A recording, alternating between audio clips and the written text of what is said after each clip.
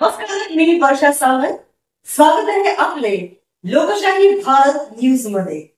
आजच्या दिवसभरातील घडामोडींचा आढावा घेणार आहोत. चला पाहूया आजच्या ताज्या बातम्या. फुटपाथवर दुकानदारी, आदित्यास हाय रिस्कची मनमानी.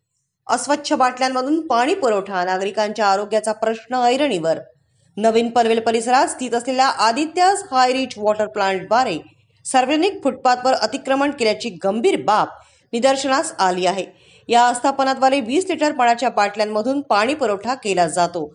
मात्र हे बाटले व्यवस्थित स्वच्छ न करता त्यामधूनच पाणी पुरवठा करण्यात येत असल्याने नागरिकांच्या आरोग्याचा प्रश्न ऐरणीवर आला आहे. तथापि या आस्थापनेने फुटपाथवर अतिक्रमण करून पाण्याच्या बाटल्या भरण्याचे केंद्र उभारले आहे, ज्यामुळे नागरिकांना सुरक्षितपणे चालणे कठीण झाले आहे. या पाण्याच्या प्लांटमध्ये पाणी भरण्यासाठी येणाऱ्या वाहनांमुळे परिसरातील वाहतूक व्यवस्थेवर विपरीत परिणाम होत असून वारंवार वाहतूक कोंडीची समस्या उद्भवत आहे. यामुळे नागरिकांना दैनंदिन जीवनात अनेक अडचणींचा सामना करावा लागत आहे.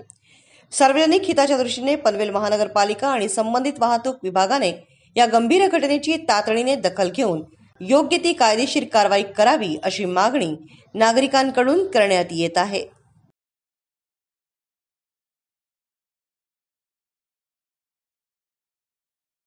आजच YouTube वर लोकशाही भारत न्यूजला सबस्क्राईब करा आणि बेल आयकॉन दाबायला विसरू नका.